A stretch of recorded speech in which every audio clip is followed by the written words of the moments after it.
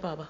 Tar Meher Baba ki Jai. Baba's here in his long white sadra, his coat, pink coat, his white pajamas, and smiling away, doing his signature blessing. With a hand. The hand, yeah, and saying thumbs up and all good. Thank you, Baba. Avatar Meher Baba ki Jai. Baba was saying it's most important, as I have always reiterated, Speak loudly. to hold on to my daman. Right, yeah. And nothing is more important than keeping to that faith and promise. As much as I have promised to look after each of my loved ones, and I reciprocate to your love, I expect all of you to only hold on to my daman, which will only help you when the time is come to cross over peacefully. So Baba Singh, on that note, if you have anything to ask. Yes, Baba. Today my question is related to what you talked about, holding on to your daman. So basically when we hold on to your daman, how does the impressions carry? My question is about, today's question is about impressions or sanskaras. A lot of people say a lot of different things about how impressions are transferred, impressions are created. And it is said that if you touch someone's feet, the impressions are transferred. If you even have meat eating, the impressions are transferred. So if it is that simple, then all that we need to do is basically keep touching the feet of the great saints and great masters or people with higher spiritual positions, and then all the impressions will be transferred to us. So I have some doubts in that. I'm sure it is not that easy or that simple. There must be much more to it. So my question is about how impressions are transferred from one to the other, and to what extent these are transferred, to what extent it is not, and the pros and cons of those physical touches, and how we can leverage that to our best advantage. So it's about impressions. I was saying very good question and very simple answer to that. Baba Singh, the best analogy I can give is that even as a little kid, you would have done this. Just hold on to your mom's clothing, isn't it? Without even putting a thought. You just stuck to her, to her sari, her dress, or to your dad's, clothing for that comfort, isn't it? Without knowing what you're doing. But that act itself gives you a lot of cushioning and comfort. Yes. That you are in a very, very warm and safe space, right? That your best interest is vested in your parents, who will be you are their responsibility, isn't it? So with no questions asked, you just very naturally do that, isn't it? Yeah. Because first you have a DNA connect there, and it's your parent, and you feel that comfort that yes, no matter what, my parent is the only people I know who will look after me. And then it extends to your extended family, isn't it? If you have your grandparents with you, or if you have your elder siblings with you, or if you have younger siblings with you, then they hold on to you, right? Likewise, you hold on to your elder siblings if you have to go with them or cross the road, or so it comes to you very, very naturally, right? So that comes to you as a family unit. So if you say that you are in that bubble, where, or in that capsule, where by and large it's all the same, till you move on, you grow, and then you interact with the outer world, you start going to school, and then you interact with your neighbors, your school friends, your colleagues, your tutors, your teachers, so on and so forth. They also pass on learnings and impressions on you. Correct. Right, indirectly or directly. You watch and you learn. Correct. Right. Now, if a teacher is teaching you something, you don't question that teacher. You take that teacher in authority and you learn. So when we talk about a teaching impression, then that teaching impression comes on you. Correct. Because that teacher is in charge, the teacher has the knowledge, and the teacher is passing it on to you for you to learn. Correct. So that impression gets passed on to you. Correct. Now, once that impression is passed on to you, how you build it from there. Correct. So not every impression that gets passed on to you, you assimilate or you follow. But if you want to expand on that knowledge, then your thirst takes you to a library. Your thirst takes you to look up more textbooks, discuss that with your other friends, your other your siblings, your neighbors, whomever you want to discuss with and enhance your knowledge. Isn't that correct? Correct, yeah.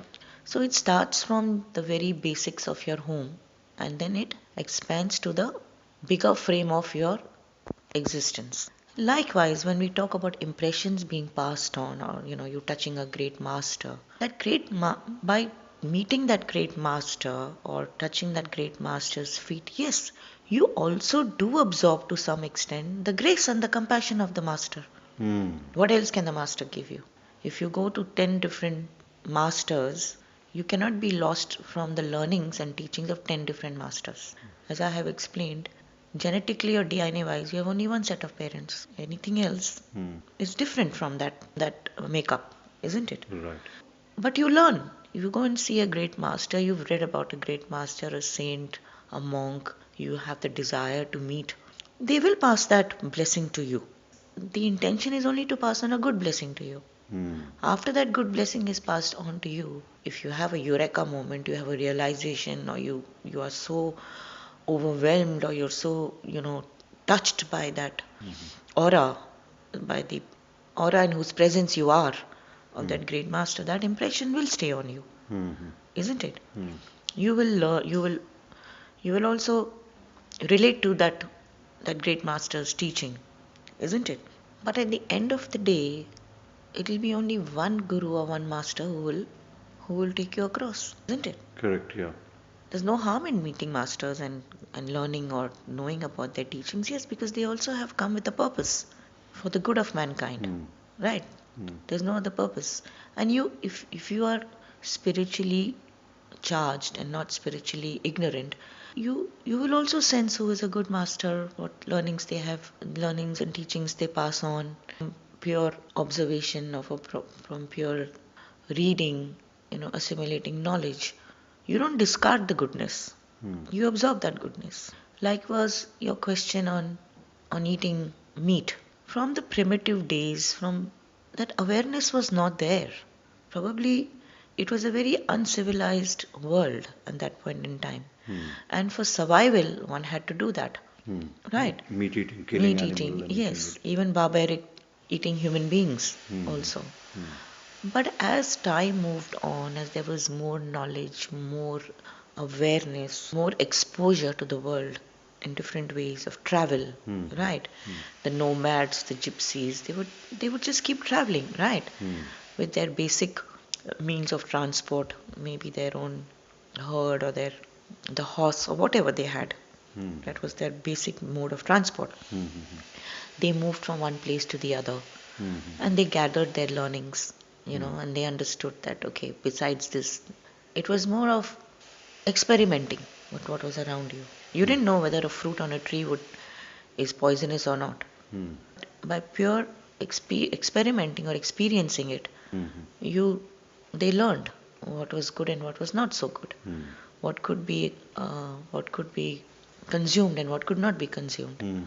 Correct. So slowly, world evolved, right? Gathered impressions and you also dropped impressions, isn't it?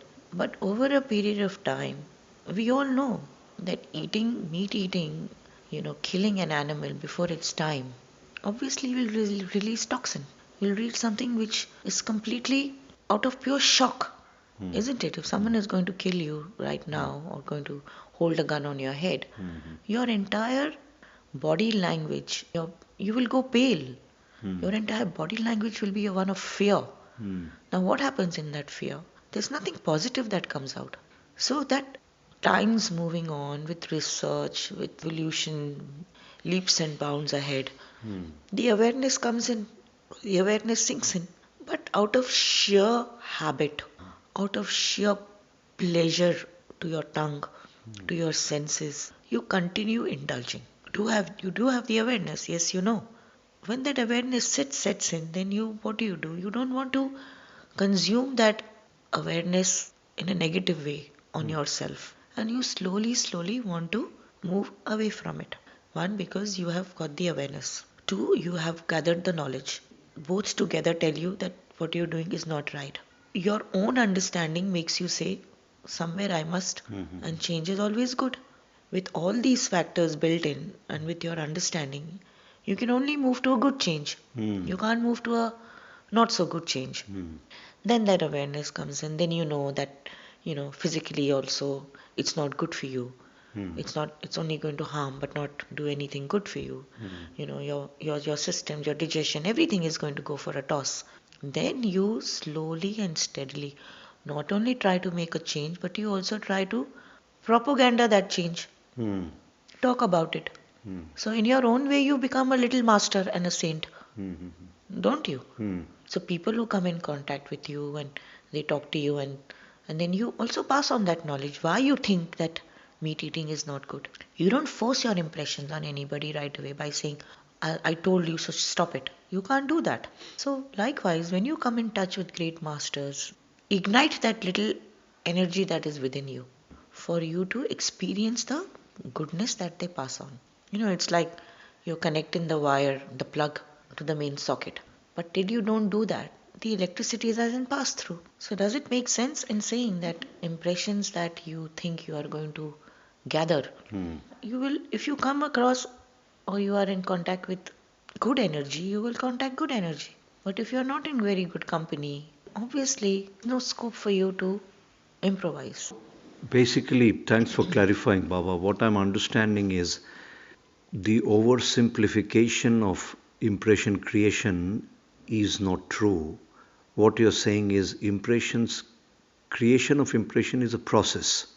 It has got stages, it has got steps, like you give 1, 2, 3, 4 different sequences. And therefore, it is not only as simple as touching someone and you get impressions. You, through association and a complex process of systematic progression, assimilation, reflection, practice, you create impressions. Am I right in understanding what you mentioned? Most certainly.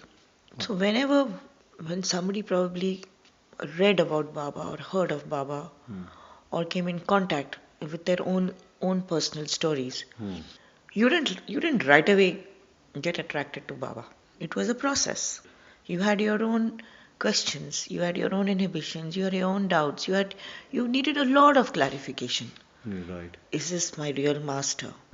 Right, what I'm hearing, what I'm seeing, what I'm associating with, is this the correct path for me?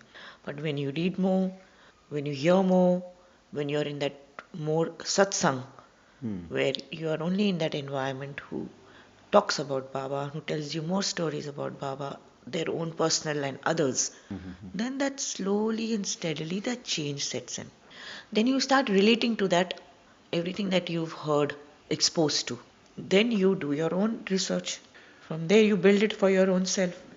Right? Correct. Slowly and steadily, the impressions of that master completely or to some extent overtake you. So it is a slow process, not a one day you touch the master's feet and you get all the good impressions. No. It's a process. Absolutely. Slowly and steadily. Absolutely. So my question therefore will be that what happens to the other processes of physical touch of human beings?